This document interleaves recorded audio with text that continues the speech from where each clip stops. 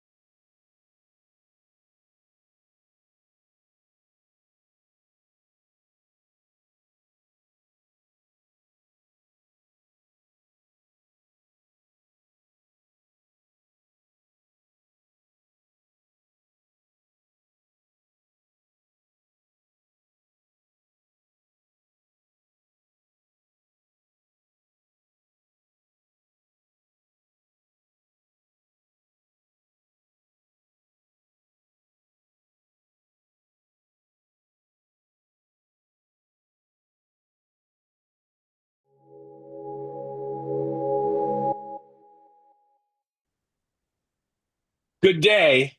This is dramatic pause. The morning meeting. Thank you for joining. Sean, Dan, and I are excited to have you here.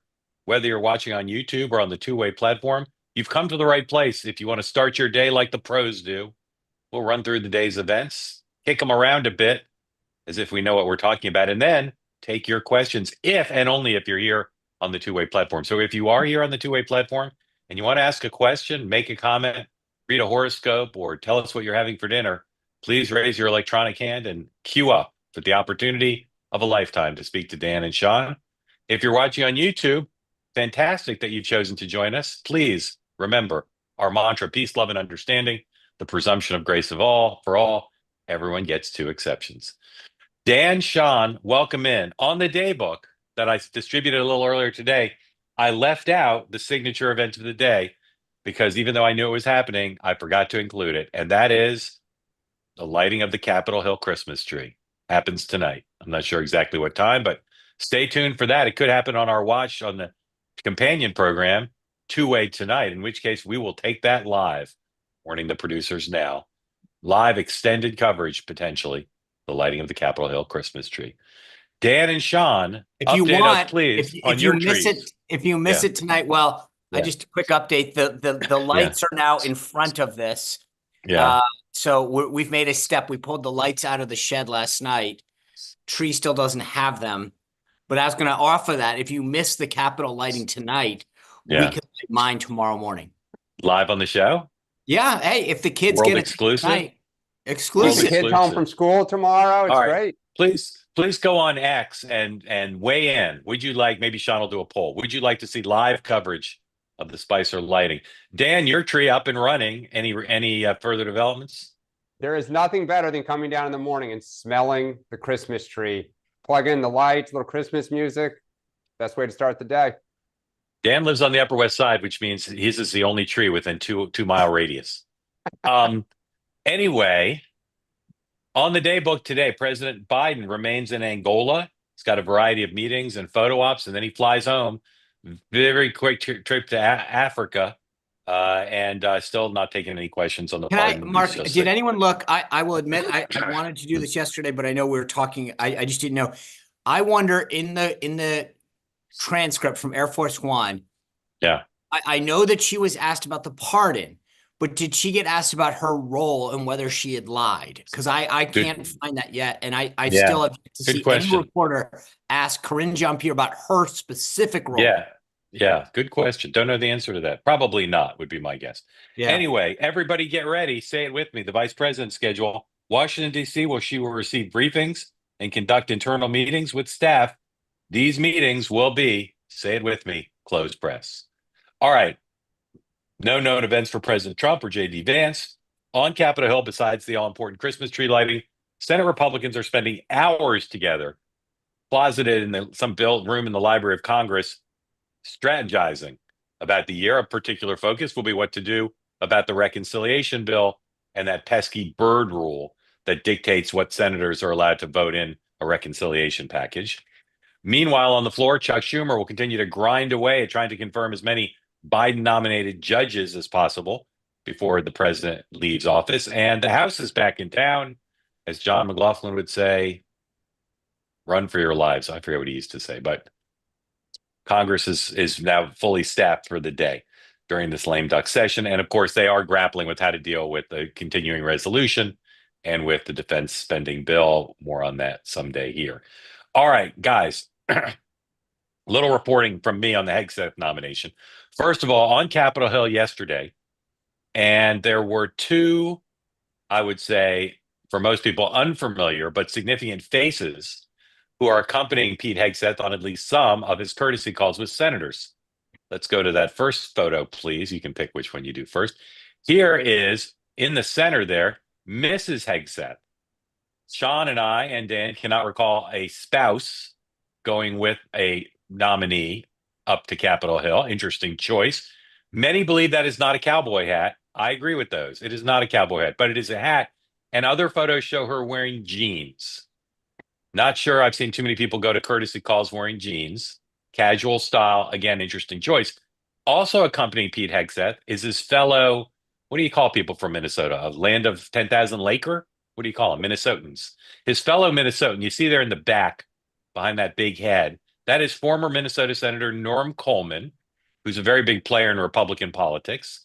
I have yet to figure out exactly what role he is playing, but senators like to show senatorial courtesy to other senators. If I had a nomination and required Senate confirmation, I would welcome a senator coming with me because, again, senators show deference to senators often, not always.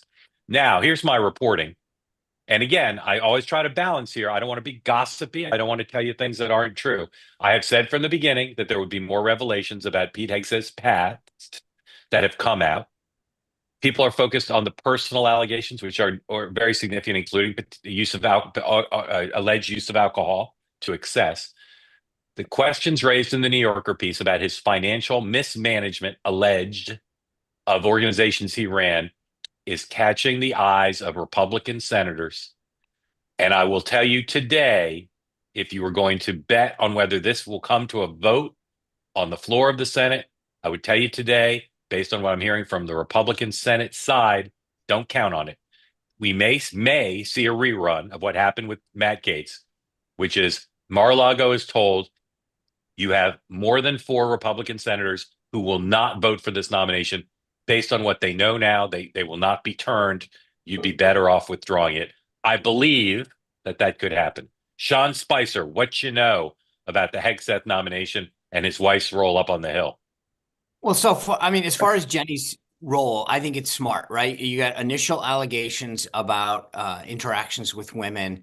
It's a public show of support. And I think especially helps, so I think from an image standpoint, it was smart to bring her up there. She's obviously clearly in the camera shot for a reason as they go through the hallways. I think it made a lot of sense. And she's also, just to be clear, I mean, Jenny is a very connected person politically through a lot of the shows that she's worked on Fox. So, I mean, she has a lot of personal connections. She probably knows some of these members. It's not a bad reinforcement for Pete to do that. Here's the thing that, to your point, Mark, we've talked a lot about the allegations and the innuendo regarding Pete in the women. The management thing is where I think that they could find a new angle and say, well, it's the Department of Defense, it's this huge apparatus, and you could probably find more people willing to discuss management issues on the record than allegations of sexual harassment, sexual whatever, all of that. It's a lot less sexy, but I think that it could potentially give senators a hook, or to say, this is billions of dollars that we're talking about. Therefore, I'm concerned about these allegations, and it doesn't look like a redo of Gates. So that's the angle that I would watch right now. Is the management aspect of it would be Do new to them. you know what the political strategist Arthur Fonzarelli would say about what you just said, Sean? Correctamundo.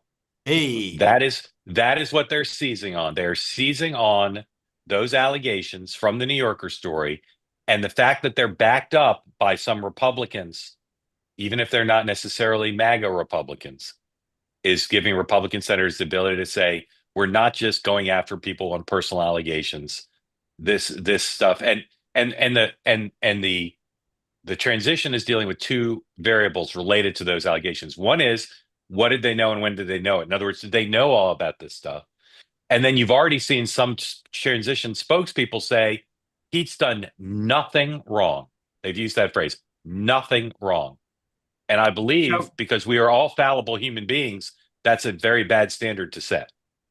So I still think that right now, and I said this, and I want to maintain that the standard here is that until something comes out, I think Pete's a very likable guy. He's had a relationship with a lot of these senators because they've been on his programs. Even before that, with some of the longer standing folks, the work that CVA did politically endeared him to a lot of people and the group. So I think Pete's got some really good relationships that can't be understated.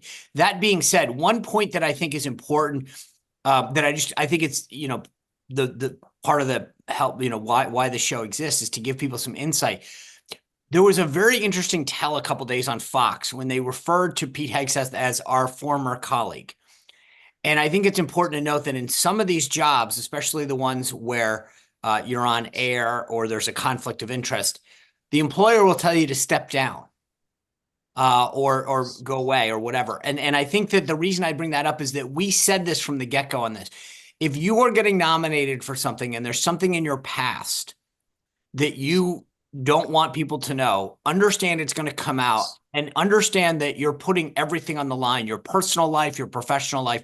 And this is one of these points now where they've got to go all in. They've got to, they're recognizing, and that's why I think you saw Jenny Hegseth up there today. Yesterday, it made smart sense. It reminded them of the relationships that the Hegseth family writ large has with a lot of these folks. But they're also, I think, to me, it also said, we're all in on this. We know that there's nothing at this point where we've got everything to lose. Dan, come on in and provide some of that insight that Sean says we offer here on the program. Oh, I love listening to Republicans talk about one of their own nominees struggling. First off, I look forward to the criticism of her outfit, almost like somebody wore a tan suit a few years ago, and how demeaning that was to the office. Look, it's hard. I would wear jeans to the hill. I just don't know people do it regularly. Yes. It's hard to read the New Yorker story and not cringe. I mean, you can talk about the mismanagement. That's one of them. One of the things I found yesterday really interesting was the way Joni Ernst jumped out in praise of Kash Patel, because I read that a little bit as, I'm going to potentially be no on Hegseth, so I'm going to be really for this other one that the base loves right now. And so I think while the management story the mismanagement story may appeal to some Republican senators as an excuse to be against him, I would not overlook the fact that the sexual harassment allegations are going to also appeal or be of concern to other GOP senators that, may be enough to tank him just right there. So I think he's getting more and more tenuous in his position with every minute. I think that Dan's point on the Ernst thing was so spot on, because it was like, I want to show you how hardcore I am on some MAGA stuff, because I know that if Hegseth goes down, people are saying I could be the backup, the plan B. Unfortunately, I don't agree with that, but I will tell you that I think Dan's right. But it was so blatant. Yeah. It was so unlike. It's so funny. It's so funny. That's do that very often. All three of us reached the exact same independent judgment about that. It's hilarious. Doesn't mean we're right, but it probably does. If you want to get in on the conversation, please raise your hand. And Harris supporters and Democrats, not always the same thing these days. Please, we'd love you in the conversation. Please raise your hand. Join us today. Speaking of the Democrats, The Hunter story now, today, the Washington Post editorial board, a bunch of columnists on the left and the right and the center all took issue with the pardon. Some continue to say the bad thing was the lying. Some continue to say the bad thing was the, giving up the high ground to Donald Trump. Some say the bad thing was undermining the rule of law, special treatment for families, the blanket nature of the pardon. People have all sorts of different views of why it was bad, but everybody thinks it was bad. There is a growing school of thought pushed by some close to Joe Biden that says the public doesn't care about this. It's an inside story. And by the end of this week, and certainly by the holidays, nobody's going to be talking about this or caring about it. It doesn't tarnish his legacy. It's just like a thing that happened. Dan, what's your view of that point of view, that this thing does not have a sustained import? Well, I think there's two parts to that. I think on some level they're right that this story will itself kind of go by the wayside as Trump gets ready to take office. I think where it's going to be resurfaced early and often is it now gives the green light to Donald Trump to say, I'm going to pardon A, B, C, or D, because as Joe Biden said, the DOJ has been politicized. And so he totally undercut the Democratic Party's ability to say, no man is above the law, et cetera, et cetera. So I think it is, the more I read, the more kind of angry I get about this, and just feel like it really is a fitting last chapter to what has been kind of a failed political leadership of Joe Biden as president. And I hate to say that, but the fact that the party is where it is, and this parting shot to basically protect his son, which I get, that is really the party's going to have to clean this up. And it reminds me a little bit of when Bill Clinton pardoned Mark Rich and all the kind of, shenanigans that happened when he was leaving office, that it took the party a little bit to get out from under that. So it's too bad. John, legs, no legs? Oh, I think it's got legs because, I think Dan's right. We're on our side. I don't think you'll ever hear us stop talking about this pardon for a million reasons. I mean, the issue aspect of it, as I mentioned yesterday, guns and taxes, the precedent it sets for Donald Trump and every future person when it comes to pardons. I actually think that we've changed the nature of pardons, and you will see more blanket ones. I also think that, just as a reminder, I don't think this is the last pardon you're going to hear about from Joe Biden. And I don't think that Hunter Biden will be the last Biden pardon before Joe Biden. So that once this connective tissue exists between that pardon and the next one, it's going to continue to snowball. I don't think we've heard the last of this. This is going to be an issue that we will keep alive, and that I think, frankly, Biden will keep alive. And can I just add one thing? Because I know there are a lot of Democrats that are like, this happens. One of the things that I think was really admirable for George W. Bush is he did not pardon Scooter Libby at the end of his term. It was very controversial. There was a feeling that, led by Dick Cheney, that politics is politics. We can't leave a man on the battlefield. That was Cheney's term he kept using to Bush, that you got to pardon him and just move on because he happened to get caught. And Bush was like, no man is above the law. He's going to pay a price. I'm sorry. It pains me. And I thought that was incredibly admirable of Bush and a great standard to set going forward. So for Democrats to say this always it's just not true. Anyway. Sean was tweeting and not listening to you. So hello. I can multitask. I heard it's not good look for Democrats. I will always hear that. Yeah. There's something about my ear. Anyone says Democrats doesn't look good, I go, what? All right. Well, Sean continues to tweet. Dan, I want to ask you about this other topic. This other topic that grows out of out of several things, out of the election results, but also out of the debate about the pardon, which is some Democrats are saying, give me a break. Donald Trump is not going to lecture us on norms. We're about to go through 4 years of crisis and fire drills. Joe Biden can do whatever the F he wants in pardoning his son. And that the problem Democrats have is they're not tough enough. Is that the Democrats' problem, that they're not tough enough? Or is that one of many? Or is that a red herring? How do you feel about this notion that the only problem that Democrats have is they simply aren't tough enough? And Pluff, for instance, said that in the now famous Pod Save America interview. He said Republicans coordinate their super PACs and break the law, and we listen to our lawyers because we're pansies. We need to be tougher. We need to just tell the lawyers, find a way to make this legal. What do you think of that, Dan? By the way, Democrats pioneered working with outside groups in 2004. I'm sure if we brought Yeah. Ken Momin on, he'd talk about the way that they, Yeah. outsource stuff. Yeah. But okay, separate issue. Yeah. I do not think that the party's problem is it's not tough enough. I think Nancy Pelosi is plenty tough.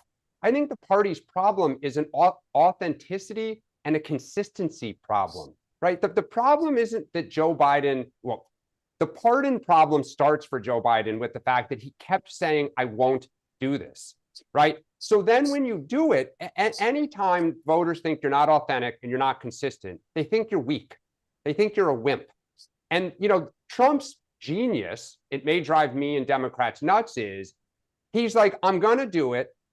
F you, I'm going to do it. Let's have a fight because I'm going to do it. And then when I did it, I'm going to plant the flag in the middle of the field for all those college football fans and come knock me off the logo if you don't like it, right? But he's consistent.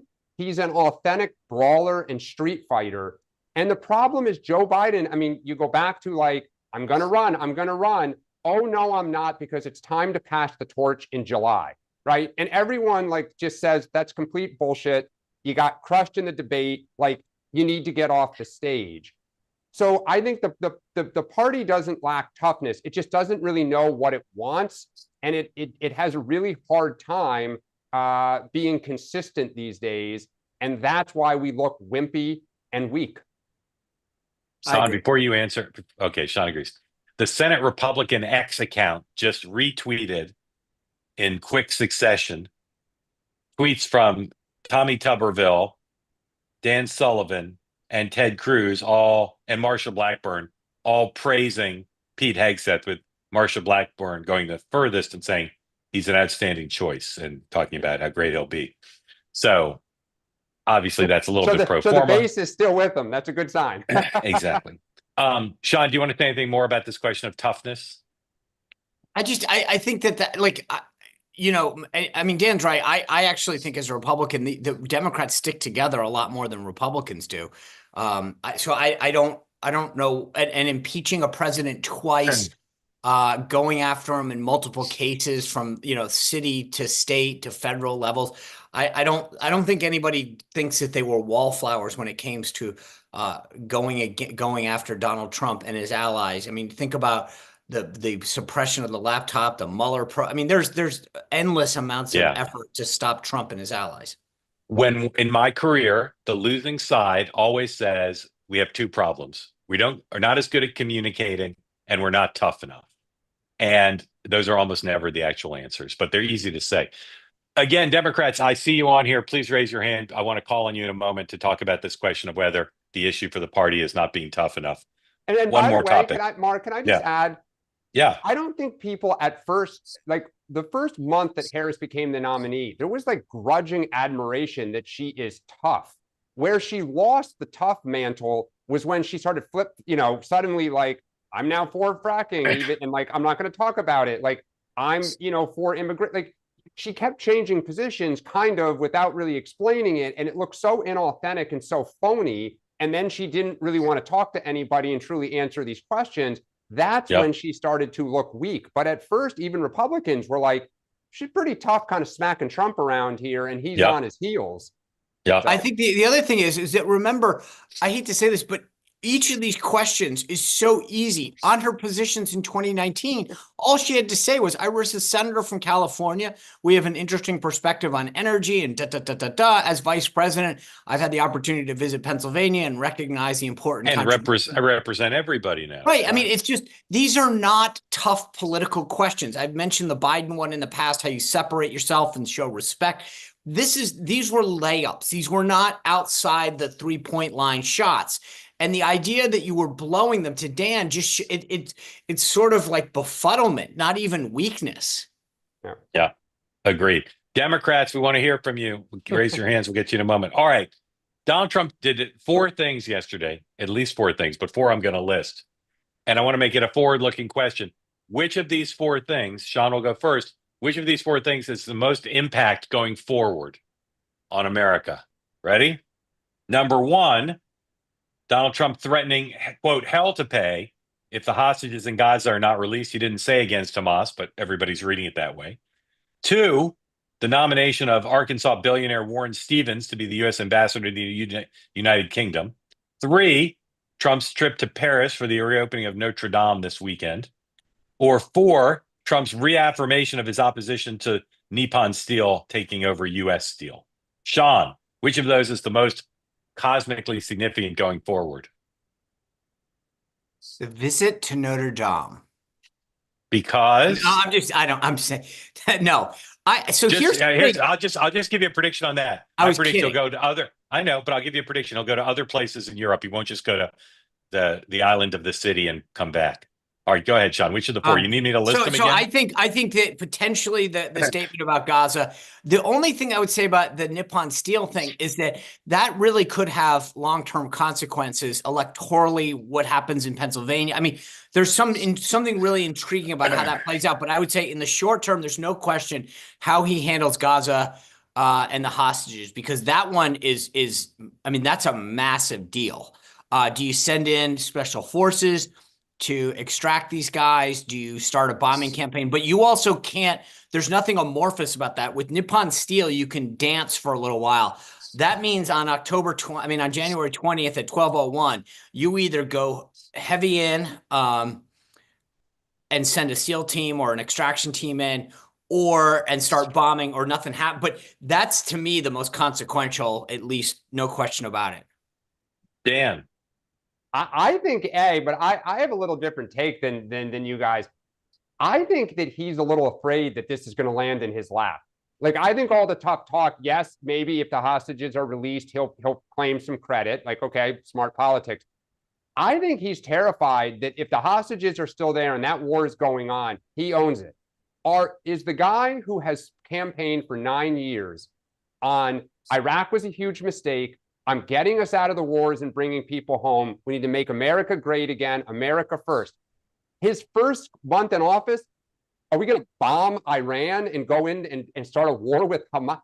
There's no way we're going to send in.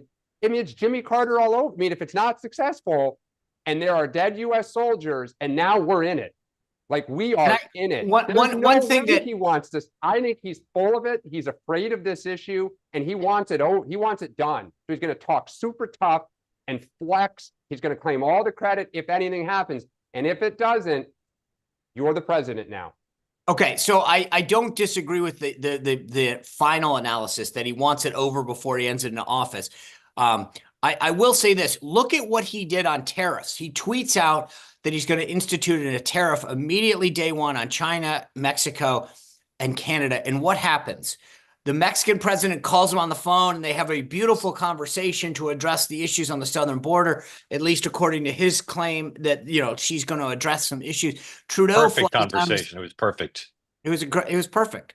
Just like Ukraine. Yeah. And then Trudeau flies down and has Thanksgiving with him.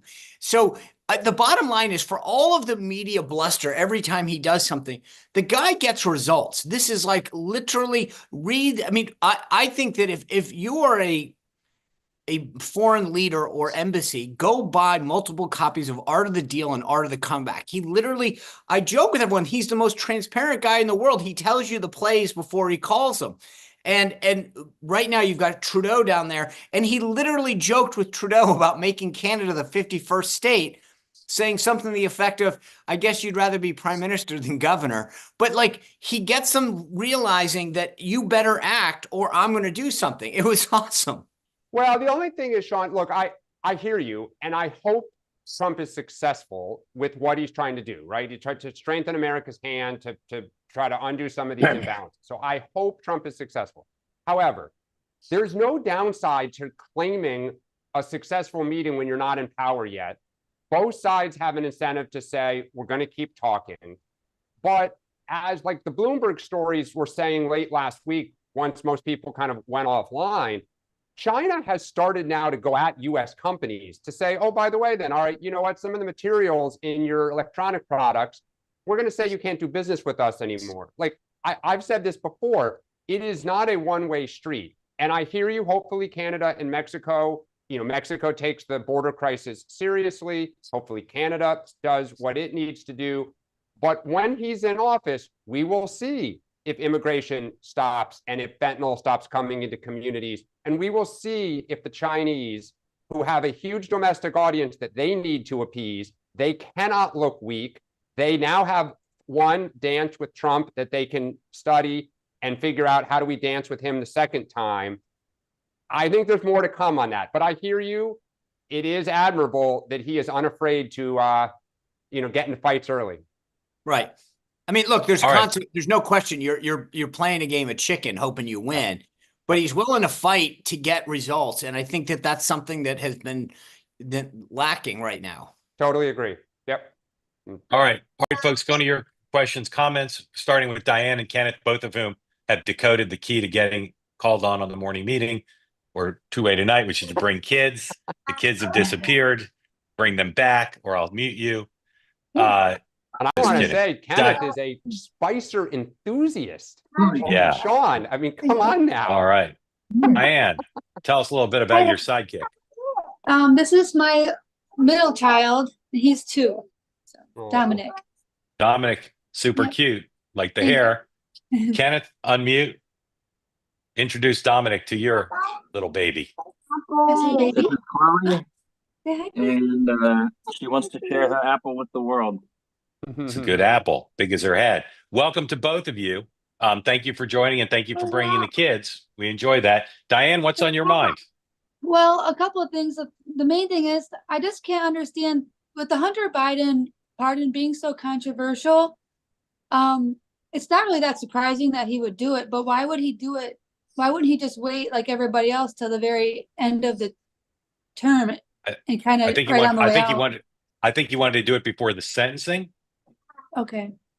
Because once the sentencing happened, I think they had an indication that it was going to be a significant sentence, and I think they might have thought that was more of an affront.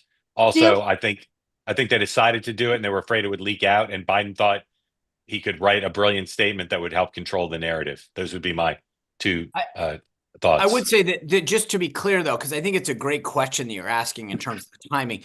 There's also another option, which is he could have commuted the sentences, right, which would have not looked. I mean, and then on to January 20th on the way out the door, done the pardon. I mean, so there is a two-step that could have happened here, and that's why I continue to believe that more's coming down the pike. I mean, this 11-year blanket pardon definitely raised a lot of questions, and I think what you're asking is what I think is on the mind of a lot of people in terms of, okay, the sentencing's coming down. I think on the 12th was the first case. You could have easily commuted the sentence and maintained your stance on rule of law and said, I don't want, as a father, I didn't want him to suffer, and I thought he was being politically persecuted, and therefore I'm commuting the sentence. But see, and I think that if he would have gotten a significant sentence, that would have been the best political cover, and he wouldn't have had to done anything like that. He could have just said, "Look, I'm an old man. I've missed a lot of things in my 50 years of service in my personal life, and I'd like to spend the last few years with my son." So I just think, like, in terms of the politics of it or his legacy, it just looks the worst now. Yeah, Diane, Joe Biden the best statement I've heard. Yeah, Diane, it's a great idea, but Joe Biden starts no sentence with "I'm an old man." Well, he should. Diane, stand by. Kenneth, what's on your mind? Well, I thought that the biggest surprise with the Hunter Biden pardon was that Karine Jean-Pierre showed up to work on Monday, to be honest with you. Well, she was still on Air Force One, so. Well, I just thought after, months of insisting that he would not, pardon his son, I was really shocked. I thought she was going to resign, to tell you the truth, but it just feels like kind of an extension of the Kamala campaign in the sense of, I never had a doubt that he was going to pardon his son, because what good or what father honestly wouldn't, but the fact that they insisted for months that it wouldn't happen, it's just, I think that it feels like an extension of the Kamala campaign in the sense of they weren't being genuine, and now that he has nothing to lose because he's going to be out of power in a couple of months, it's like, just do it. It's just not being hidden, right? Like it's just there for the world to see.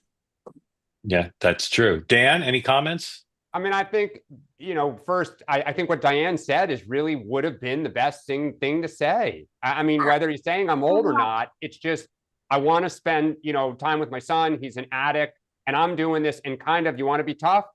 F you, right? Like, I'm going into the sunset.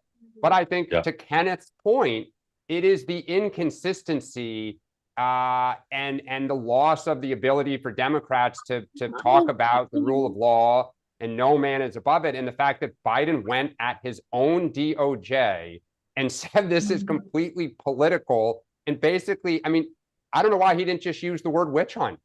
I mean, that was all that was missing from that statement, right? And it just makes me want to bang my head into a wall. It opens, and I agree with what you said, because now it opens up the door. I mean, the fact that he's in power and it's his DOJ, the fact that he said that it was essentially politically motivated, that just opens the floodgates now for Trump, who, I think, if you're objective, you feel like the stuff that has been going on is politically motivated, but now he's got a precedent. Yep. And you're just further eroding institutions. I mean, that's kind of what breaks my heart a little bit. I mean, not that they're all pure, and every institution, particularly in DC, has bad apples. But the fact that he now, if you're a person who doesn't pay too much attention and you hear what Trump says, you hear what Democrats have said, and you kind of aren't sure, and now you hear the Democratic president say they're completely political, why have faith in the institutions now? And that is troubling as a country, I think. Diane, did you want to raise something else? Well, in terms of Joni, I thought the same thing, but I think the issue for her is that Iowa is not lukewarm on Trump. Even people who are not really conservative, there's some Trump voters in there that are very moderate. And I think she'll have a hard time, justifying that decision as a representative of Iowans versus just what she wants to do. Yeah. Thank you both. Thank you both for coming. Hope the kids have a great holiday, and hope you do as well. But please come back regularly and bring the kids always. All right, Sue and Dan, come on in together. And Sue first, then Dan. Floor is yours. What do you guys want to say about all this? Can you or hear anything else on your mind? Yeah, we can. Thank you for coming. I agree with a lot of what Dan has been saying about Biden and the Hunter pardon. I'm not surprised at all. I think his statement was ridiculous. He should have just told the truth. The reason he's pardoning his son is because Trump and everybody Trump is appointing is saying he's going to go after the Bidens and everybody else in his administration. I expect there'll be a lot more pardons coming along that are similar, because I think he wants to protect his family and protect his staff. It does set a terrible precedent. I wish Joe Biden would just go away. Looking back to the summer when he was saying, "Oh, I'm not going to pardon him," he was still in the race. He kept saying, "I'm going to win." I think he changed his mind when the election came on, because he didn't win and she didn't win. So, he's trying to protect his son. That's the justification. That's what he should have said. I just truly wish he would just fade into the sunset, go to Delaware and stay there. It's just like he keeps stepping at it. Who do you consider the leaders of the party now, and who would you like the leaders of the party to be? Good question. I want the current leaders that are like, I would love Schumer to not be the leader in the Senate.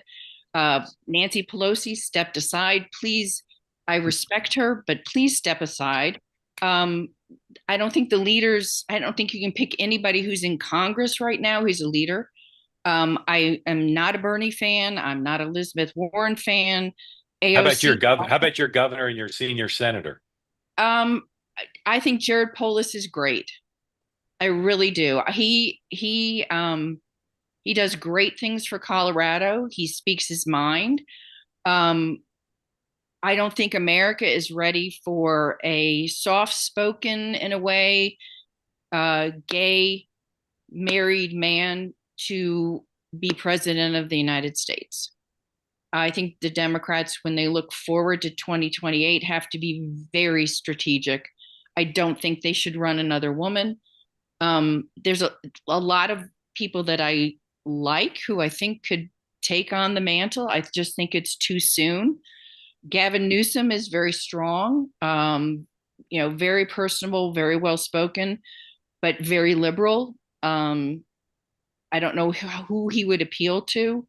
I love Pete Buttigieg. I think he's one of the best spokespeople the Democrats have. But again, I don't know that America is ready for a gay man. I don't think you could get a lot of conservatives to support him. Originally, I thought Governor Pritzker from Illinois, he's done great things in Illinois. He comes across as a very strong leader. I read something someplace that people think big men, they just project strength. So, I mean, I really don't know at this point. I think Okay, stand by, Sue. Dan, floor is yours. Thoughts on all this? Yeah, before I was in the camp of, the Democrats, they go low, we go high. That game's over. I think the Dems got to play politics like the Republicans do and just win. Scorched. Just win. So what's an example? What's an example of something from the campaign where they didn't do that, where they should have? Oh gosh, I mean, I can't think of anything right now. I mean, I'm sure there's plenty of examples. But, okay, what's an example of something going forward? That's okay. What's an example of something forward that would illustrate what you want them to do? I mean, just like this whole thing with him pardoning his son. Everyone knew he was going to do it, and the Democrats shouldn't apologize for it. Just the Republicans elected a convicted felon, traitor to this country. Nothing matters anymore. Just win. Yeah. That's it. It's simple. That's the way I see it now. All right, either of you have a question? Go ahead, Dan. Go ahead, Dan. I mean, I think the one challenge, Dan, is that we said we weren't going to do this. So Trump, I believe, I believe that what Trump would have done is said, like, I haven't thought about it. That's an interesting question. Like, he would dodge saying, I'm not going to pardon, and then he would plant the flag and pardon and like go guns a-blazing. It's just the fact that Biden said, and the party rallied around, and everybody was on this message. No man is above the law. We're going to stand by it. And it's a contrast to Trump. And if we're trying to rebuild trust with voters, they just look at us and say, like, yeah, Trump's a felon and everything, but that was known. Like, he didn't apologize.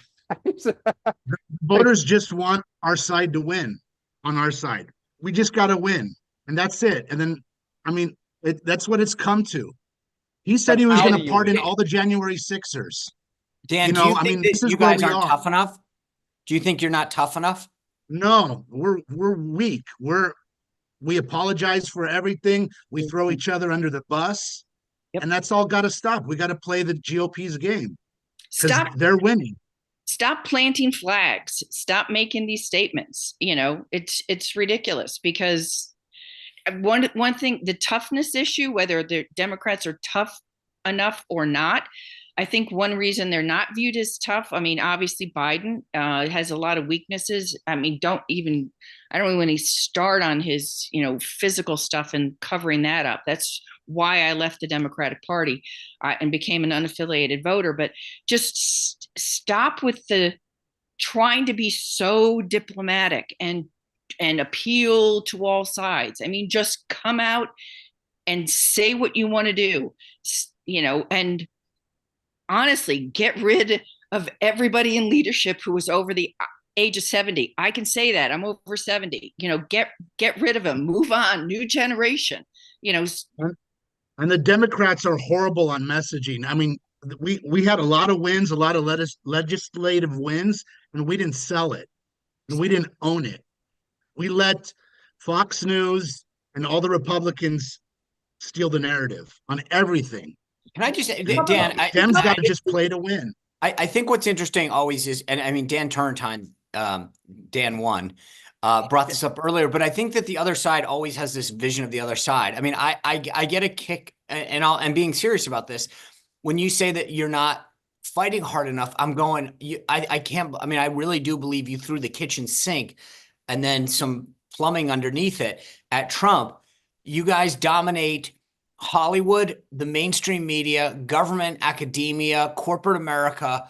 And I mean, every Republican was canceled. We had DEI and wokeness. I mean, I just don't see from my side. I'm going, you've got to be kidding me. Because if that wasn't fighting, I mean, I am a little concerned about what's next. But you have the idea. I mean, Schiff was out there. They had a clip yesterday of him saying a couple of years back that any president, because of course when Trump was in office, he introduced legislation that if you pardoned a family member, you had to provide a report to Congress on the merits of and now complete silence. You've got a media that literally is accusing Republicans of calling Biden a liar when they were the ones that perpetuated this, have stood silent for this. I mean, that's why I'm so intrigued by your stance, because I'm going, I don't understand how the folks on the left, I get maybe, and this gets back to the bigger, broader point that we keep talking about. You had a bad candidate.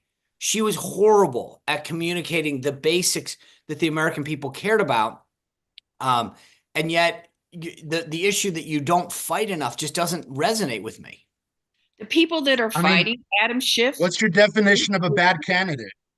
Well, I mean, look, I think though, to take what both of you guys are saying, take the issue of Israel. What are we for? Like, you want to win? What are we for? We were for, 1 minute we're saying Netanyahu's got to stop. We're threatening to cut it. And then the next minute we're like, we're shipping you all the arms you want. Yeah. Okay, immigration. We are for getting rid of ICE. We're for reforming everything. 2 years later, without explanation, we are basically where Trump is. Which are we? So it's not a question of are we tough? I think we're not authentic and we're not consistent. So vote like anyone in our life. If you're not authentic and you're not consistent, we're saying you're a wimp. You're just weak. And that's where she is a bad candidate. Right? Jared Polis. Hold on, for example. Dan, hold on, because Sue was talking and got interrupted. Sue, go ahead. A couple things. Dan one, exactly, trying to please both sides. Yep. With Israel, with the border and everything else. And Sean, to your point, you're talking about Adam Schiff, you're talking about Elizabeth Warren. You're assuming that for most people that are Democrats or were Democrats, that those are the people that we want to listen to. Honest to goodness, if Elizabeth Warren comes on and I'm watching the news, I switch the channel. I don't want to hear. I'm tired of hearing from people who, again, I don't think it's authentic because they don't take the stance, the hard stance.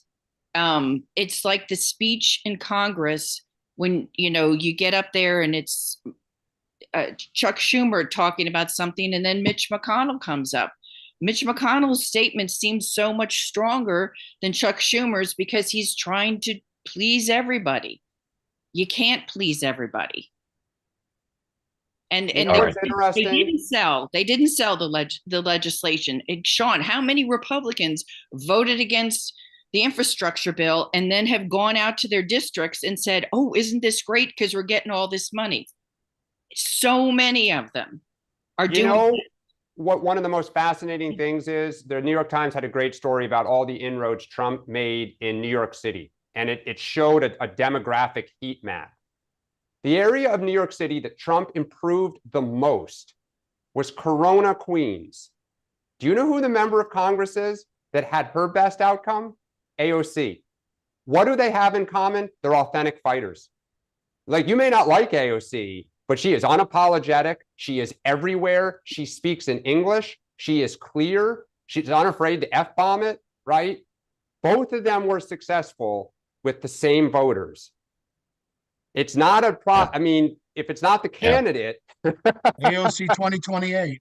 well, All right, Dan, okay. Dan and Sue, thank you both for coming. Please come back regularly. Appreciate it.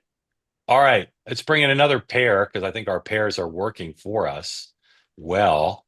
Let's go to Jeff and Richard. Jeff, Richard, tell folks a little bit about yourselves, where you are, your thoughts on everything. Let's start with Richard. Hey, Trump supporter from South Florida. Beautiful weather here today. And Ooh. low of 52, high of 69. In terms of foreign policy and Trump's tweet about the hostages, there's been two main narratives. It's that Israel has the right to defend itself, and we have to free the hostages. So either this is a hostage rescue operation or it's not. And the longer he sits with the situation, the more like kryptonite it is. So I think having the goal to free the hostages and end the war is a good one. Okay, thank you. Stand by, Jeff. Yes, reluctant Trump supporter. Would like to have had more choices. Living in Maine, it's colder than where Richard is today. And I sense the conversation's moving a little bit away from the pardon, but I want to get 2 cents in on take that. it in. You take it anywhere you want. Okay. As a parent of a 20-year sober child who's very much an adult now and a successful adult, my initial reaction. To you both. Thank you. My initial reaction to the news on Sunday was somewhat visceral, given that I tend to be a little right of center, and all the conversation that's gone on this morning. But then I took 24 hours and I thought about it and said, maybe there's a more human element that I would look at here. One is maybe Joe Biden has essentially risked his entire legacy with this to save his son, and what father wouldn't at least make that part of a calculus in looking at the situation. But then I'll go back to my political roots here and say, don't discount the fact that perhaps Joe Biden gave his own party the middle finger for having them ejected him essentially from a race that we all here on this platform know he would have had great difficulty winning, if any chance at all.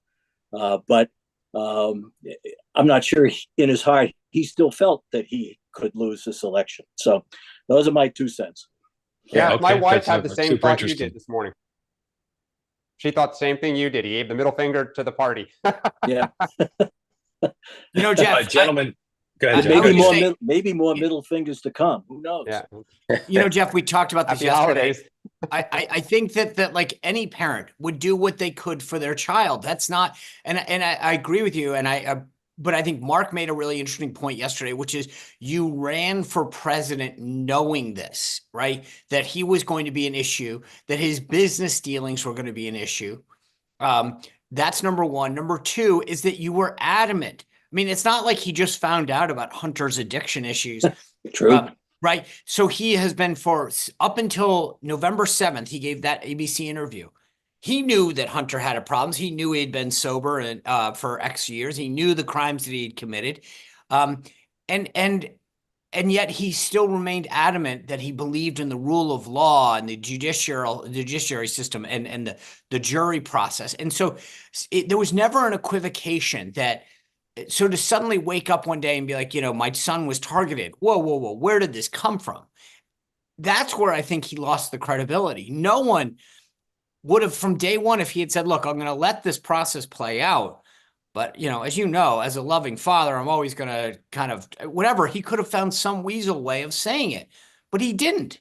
And that's the problem. I think that frankly, I think it's worse. You're copping out. You've known your son has issues, and now you're suddenly throwing this out there like, oh, he was, attacked. I mean, give me a break. No, and frankly, during these 4 years, when he looked in the mirror and envisioned himself as an FDR president, my strong opinion is he wasn't any of that. And so this may be what historians will note 10 years from now. This isn't a Mark Rich thing. This is bigger than that.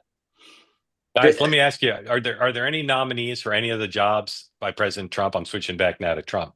Are there any nominees that you think are ill-advised and you wish were pulled down? Well, you had to pull me off the ceiling when you nominated Matt Gaetz. I'm glad he's gone.